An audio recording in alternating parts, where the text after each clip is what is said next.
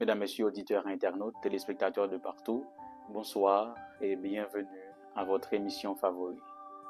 À tous ceux qui nous suivent à travers les différentes plateformes, nous vous disons bonne participation au nom dit de la leçon 6.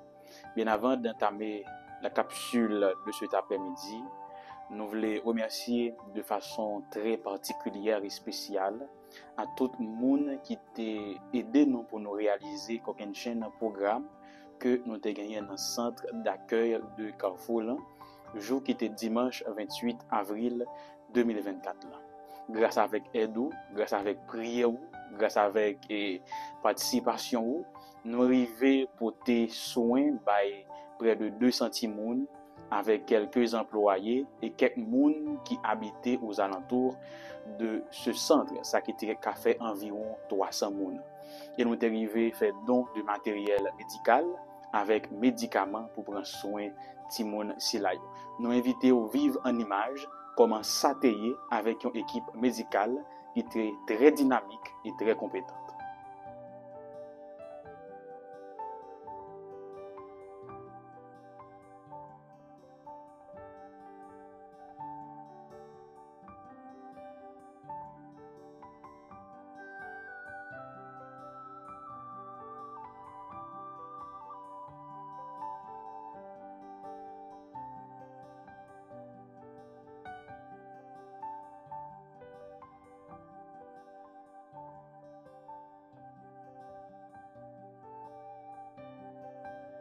Bien. C'est le moment qu'on a, nous allons entamer le son que nous allons étudier au cours de semaine-ci là. Auditeurs internautes, sœurs et frères de partout, nous allons étudier leçon 6 intitulée Les deux témoins. Et le texte à mémoriser est inséré dans Ésaïe 40, verset 8. L'herbe sèche, la fleur tombe, mais la parole de notre Dieu subsiste éternellement. En nos prières.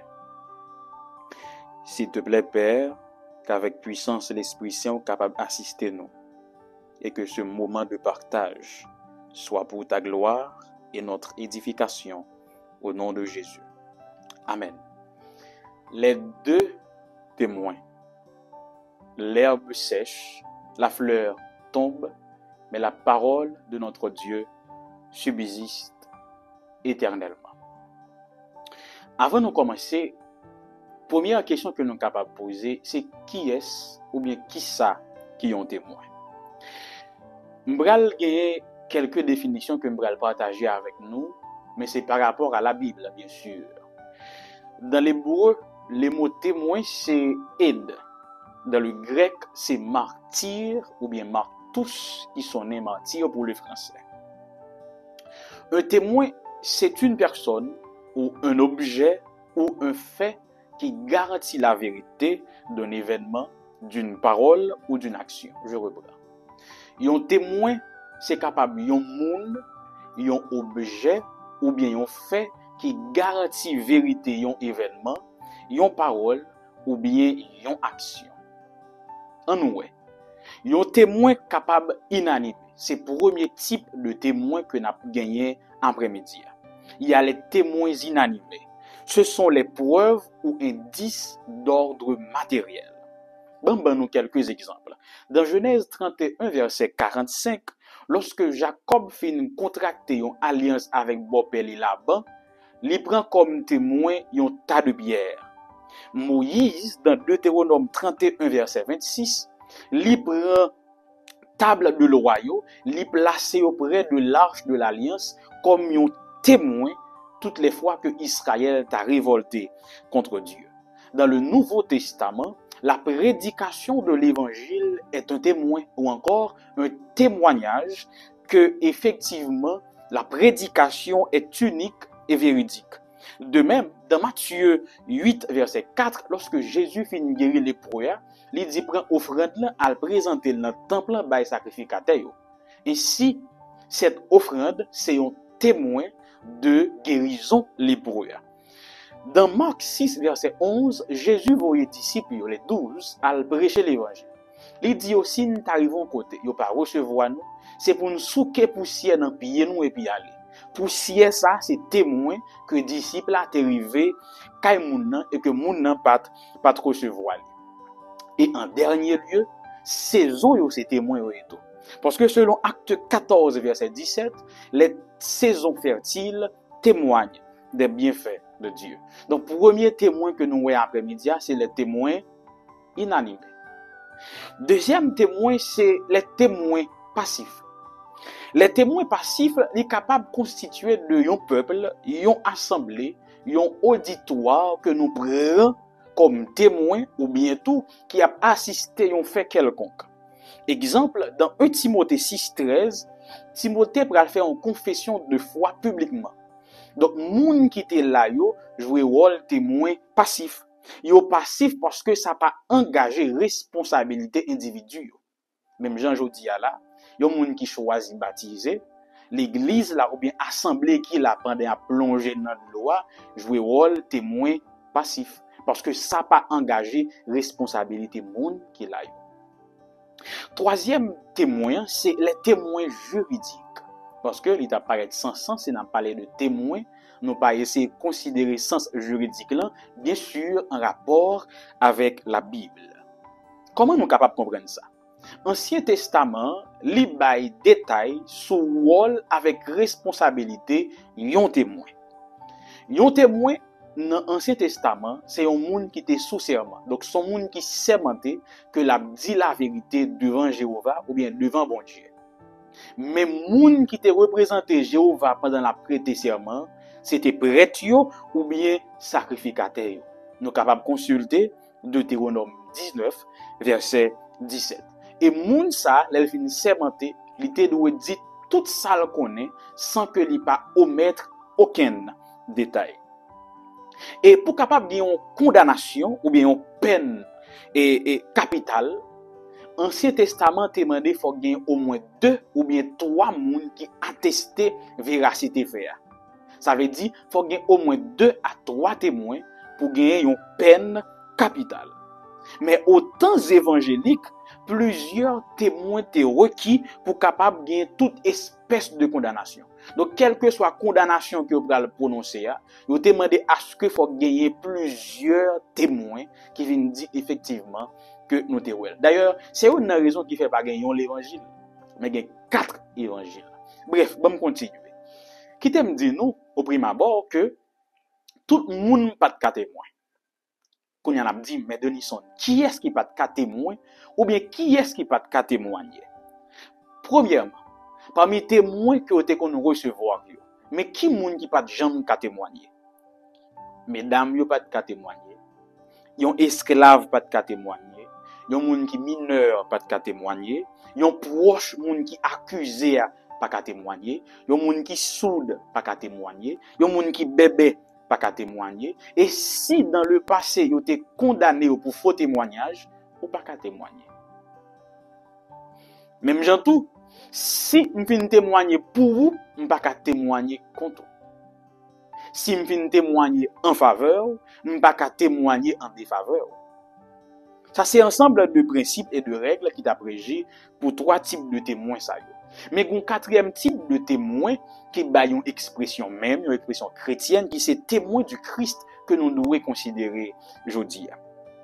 Dans un sens objectif, yon témoin du Christ, son monde qui témoin, qui ouais, qui tendait tout ça Christ l'a fait. Tant que dans Luc 1 verset 2, l'historien Luc pral dit que il y a un pile monde qui est capable attester histoire que me rapporter. Donc il prend monde ça comme garant, monde ça c'est des témoins du Christ, c'est monde qui ouais, qui tendait ça Jésus t'a fait ou bien t'es qu'on fait. Ce sont des témoins du Christ. Mais, dans Acte 1, verset 8, Jésus pral dit disciples, nous devons venir témoins. Donc, si Messie dit comme ça, nous, en tant que chrétiens d'aujourd'hui, nous sommes des témoins du Christ. Mais pas dans un sens objectif. Parce que, quand Jésus nous appelle à être des témoins, il fait appel à l'action, c'est que nous devons témoigner. Moun tap dit que Luc comme témoin, yo pas obligé de témoigner. Yo pas gen aucune obligation pour témoigner. Yo ka rete muet, yo ka rete inactif. Mais nous-mêmes, en tant que disciples de Jésus, lorsque Jésus dit nous c'est témoins, nous devons témoigner, nous devons poser une action. Bref, quand y a un tombé en dans leçon en pi bien pour nous comprendre pour qui ça me fait tout râler mener vini ça yo. Leçon que nous allons étudier pendant ce semaine, est articulé autour de Apocalypse. Apocalypse chapitre 11 que m'a invité nous considérer d'abord les premiers versets, c'est de fini dans 11e verset. Pour nous expliquer nos visions petit à petit. C'est une vision qui a pile signification pour les lecteurs de la Bible.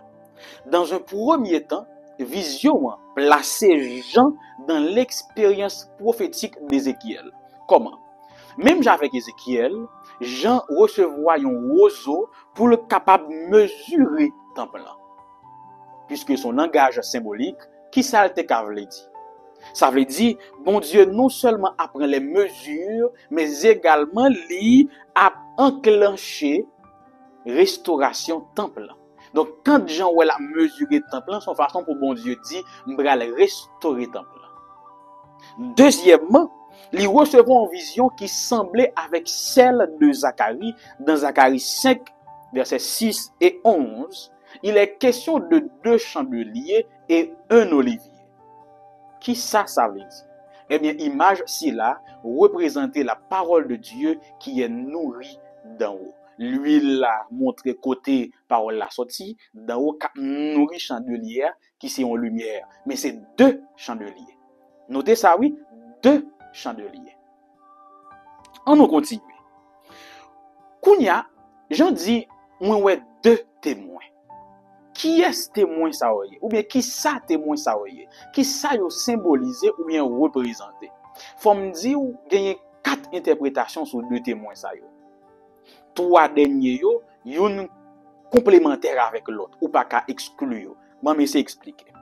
Première interprétation gagné sous témoin yo, gagne un groupe théologien qui dit que 2 témoins ça représenté Enoch avec Élie.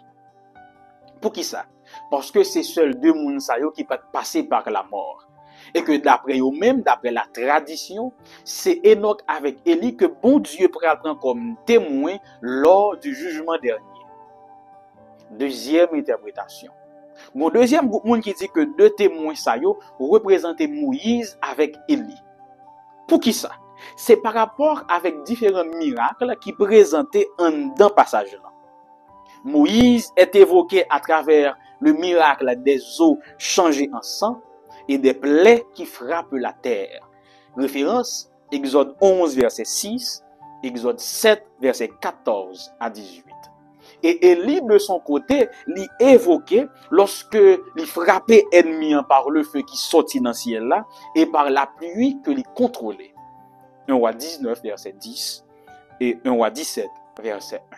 Donc, c'est de par les miracles présentés que témoins pral fait ou bien pral réaliser que théologien ça dit de témoins représentés Moïse avec Élie. Bon, troisième interprétation. Il dit que 2 témoins ça représenté le peuple juif et l'église. Le peuple juif d'un côté qui conservait les écritures hébraïques ou vétérotestamentaires à travers le temps au péril de leur vie. Et l'église, jodi à la, qui préservait et conservait non seulement les écrits de l'Ancien Testament, mais aussi les écrits du Nouveau Testament. Quatrième interprétation, elle est jouée sous 2 sakis dans mi-temps. Mais qui ça dit? Il dit comme Moïse renvoyé aux racines de l'Ancien Testament et que Élie lui-même lui représentait la promesse messianique dans le Nouveau Testament. Yoshita dit que les 2 témoins de Apocalypse 11 représentaient l'Ancien et le Nouveau Testament. Même Jean-Pep juif là, avec l'église jodia là, yon survivent ensemble, yon marcher avec l'autre, ou pas qu'à l'église là sans peuple Israël là.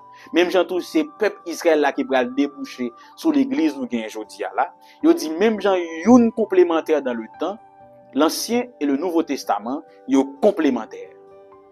Comme ça, Yon moun qui retire Ancien Testament pour prendre nouveau ou bien retirer nouveau pour prendre ancien, c'est comme une amputation à la révélation de Dieu.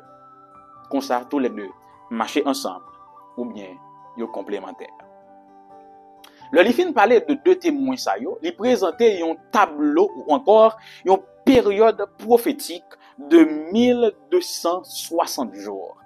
C'est une prophétie qui était déjà précitée par Daniel. Daniel lui-même, beaucoup te parlé de un temps, des temps et la moitié d'un temps. Pour nous, les historicistes, les adventistes du 7e jour, nous arrivons à interpréter prophétie Daniel là, au lieu de un temps, des temps et la moitié d'un temps, nous venons traduire par une année, 2 années et la moitié d'une année. Ça qui baille 42 mois ou bien 1260 jours. Pendant ces 1260 jours ou 42 mois ou un temps des temps et la moitié d'un temps, Jean nous dit dans son Apocalypse que ce sera une période de persécution et d'oppression pour le peuple de Dieu. Pendant cette période ça, les deux témoins sont bâillonnés, sont ligotés, sont maltraités et sont mis à mort. Deux témoins ça yo maré yo même rivé touyer yo. Et c'est la bête qui monte de l'abîme qui fait ça. Et Jean ajouté, c'est quelque chose de spirituel. De cette même veine, auditeurs et internautes, nous arrivons comprendre que il y a 3 endroits spirituels que nous sommes capables de reconnaître en tant que lecteurs de la Bible. Premièrement, Jean dit il y a la grande ville qui représentait Babylone, ou encore l'usurpation de Dieu. La parole de Dieu est remplacée par des commandements d'hommes. Deuxième endroit, c'est l'Égypte, qui c'est la négation de Dieu. Pas de Dieu, pas de révélation de Dieu. Et troisièmement, Sodome, qui c'est la dégradation morale, l'ignorance de Dieu. Cette période, mesdames, messieurs, est marquée par un déicide. Un déicide, oui, la mort de Dieu. D'ailleurs, c'est ce que Jean va dire au 8e verset, la même où le Seigneur avait été crucifié. Kounya bam expliquez-nous qui ça voulait dire dans l'histoire. De l'an 538 à 1798, c'est la période de la Révolution française. De point de vue religieux, nous assistons à un culte de la raison. Depuis ces livres étaient considérés comme sacrés, ils boulaient tout sur les places publiques. D'ailleurs, un grand journal de l'époque, le Moniteur, mais qui ça l'y rapportait. Hier, jour de la décade, se sont effacées les dernières traces d'honneur superstitieux. Un grand bûcher élevé sur la place portait en étendard une multitude d'images et de tableaux tirés des églises. Le public a couvert le bûcher de 5 à 6 000 volumes de livres dits pieux. Et l'autodafé s'est fait aux acclamations universelles et au milieu des chants républicains. De partout, les livres pleuvaient, et jusqu'aux Juifs que nous avons dans cette ville, ils sont venus solennellement porter les leurs et renoncer à la ridicule attente du Messie. La masse des livres apportés a été telle que le feu allumé n'était pas encore éteint à 10 heures du matin. Mais ça, le Moniteur, le journal de l'époque, rapportait. Yo boulé depuis ces livres qui étaient religieux dans l'époque là. Bible là avec tout l'autre commentaire qui marchait avec lui. Depuis ces images qui étaient dans l'église, yo boulé toutes. Et en novembre 1793, mesdames, messieurs, convention en pral promulguer un décret qui abolit tout culte. C'est pour la première fois dans l'histoire de l'Église que la religion chrétienne a déclaré officiellement que les fini. Dans un discours officiel, il a interdit pratique toute religion chrétienne pour la première fois de l'histoire de l'Église. Mais qui ça? Mais qui ça discours là te dit m'appeler pour nous. La raison vient de remporter une grande victoire sur le fanatisme. Une religion d'erreur et de sang est anéantie. Depuis 18 siècles, elle n'a causé que des maux à la terre et on l'a nommée divine. Les guerres des croisades, les vaudois, les albigeois, les vèbres siciliennes, le massacre de la Saint-Barthélemy, voilà son ouvrage, voilà ses trophées, qu'elles disparaissent à tout jamais de la surface de la terre. Comment ça fait arriver là? Mais qui ça arrive? C'est que en l'an 538, l'empire romain païen t'est effondré. Justinien, qui c'est empereur romain, lui abandonné pouvoir politique, civil et religieux lié. Et il a gagné dans deux plans pape là, qui était le pape Vigile. Depuis ça, longue période de domination, l'église médiévale a tout commencé. Et il arrivait jusqu'en 1798, ça qui équivaut à 1260 années littérales. Attendez bien ça me dit là. Oui. En 1798, si je voulais porter plus précision chronologique, le 10 février 1798, le pape Pie VI fut arrêté par le général Berthier sous l'ordre de Bonaparte. Yo prend, yo arrêté et puis yo emprisonné et puis c'est là il mourit. Il mourit en France. Mais comment ça fait arriver là? Comment il fait arriver arrêter le chef religieux, le chef de l'église à l'époque? C'est ironique. Parce que c'est même l'église ça, l'église catholique, qui était commencé ou bien déclenché persécution contre l'autre chrétien. Ben, moi reprendre. C'est l'église là qui était amorcé une sorte de guerre sainte au nom de Dieu, côté à persécuter l'autre chrétien. Et c'est même persécution ça qui pourra tourner contre yo, qui pourra le faire, yo pourra arrêter yo, qui pourra le faire kounya yo rive bouler propre livre qui ont été considérés comme sacrés sur les places publiques. Comme quoi l'iniquité engendre souvent son propre jugement. Mais l'Apocalypse continue. L'Apocalypse continue. C'est vrai que persécution prend fin en l'an 1798 avec l'arrestation du pape Pie VI, mais nous ne pas parler de ça, nous parler des deux témoins mentionnés dans l'Apocalypse. Entendez bien, ça nous va dire là. Jean dit, que la grande ville, la terre est dévastée. La grande ville Babylone, un tremblement de terre, un goudou qui secoue. Le pouvoir d'usurpation reçoit un coup mortel.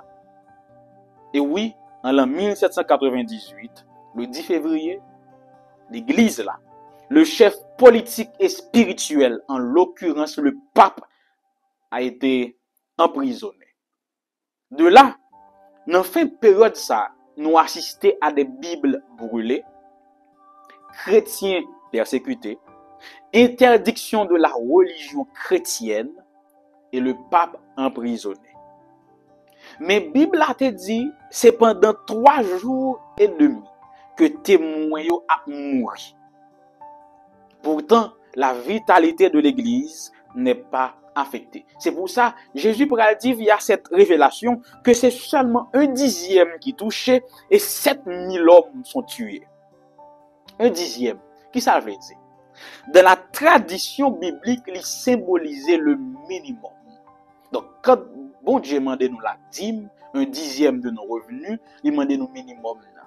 Bref, on va continuer. Donc, si 1/10 représentait le minimum, et que Jean dit c'est seulement 1/10 qui touchait, ça montrait que c'est un petit parti tout petit qui est touché par cette vague de persécution.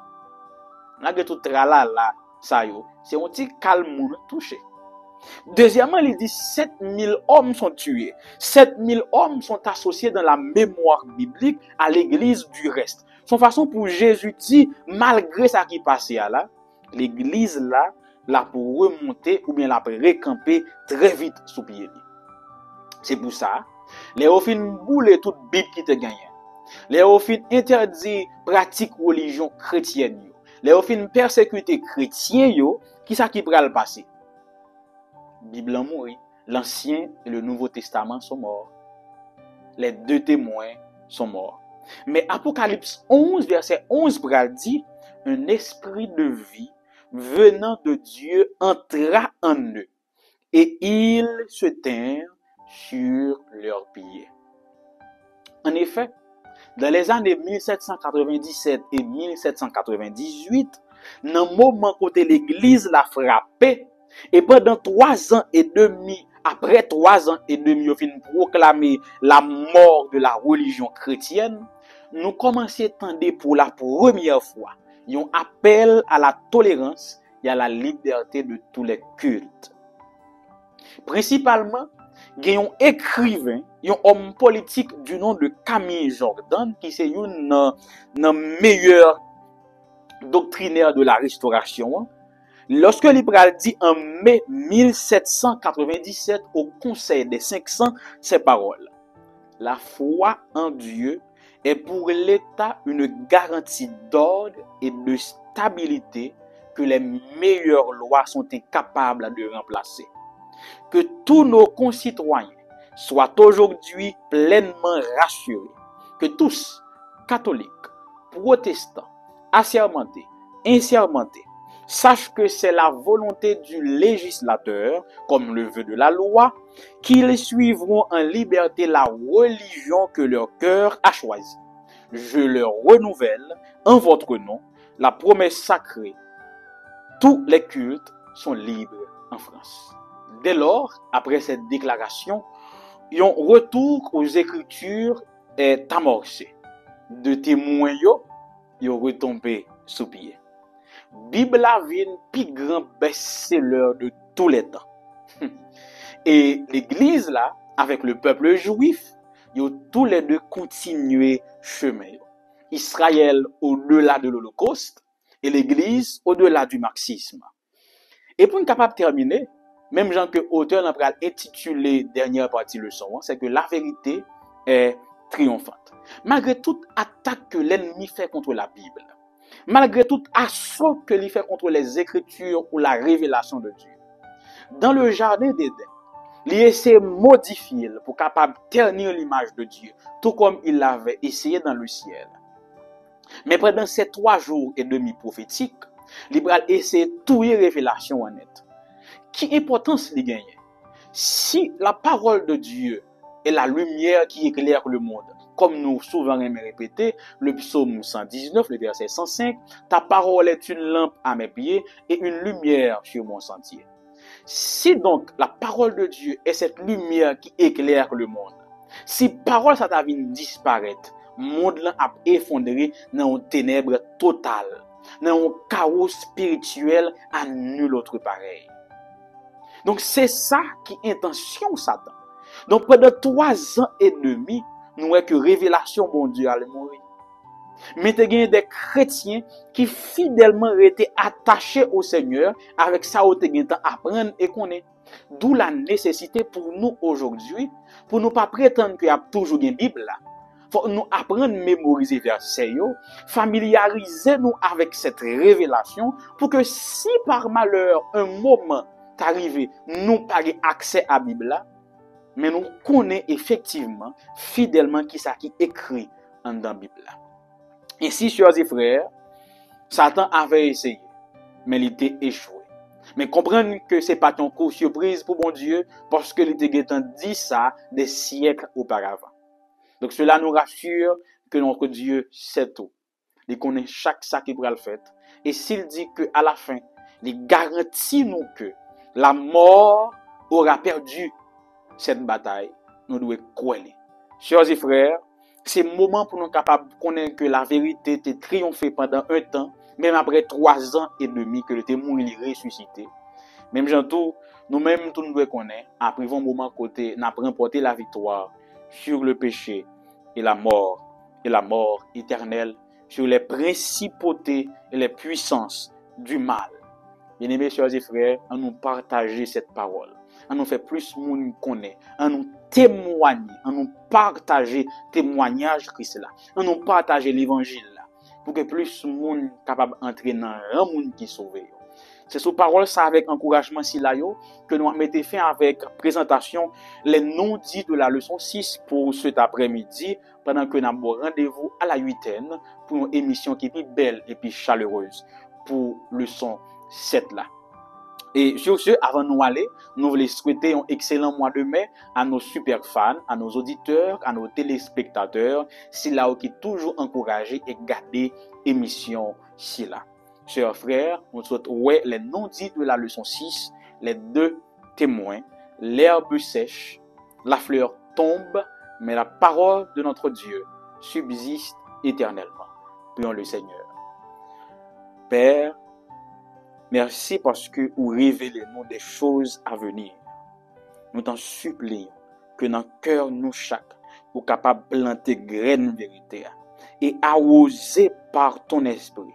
Aucun vent persécution, aucun vent pas jambe qu'a déraciner j'aime ça. Et qu'ainsi Père, parole nous, action nous, style de vie nous, capable de témoigner de vérité ça.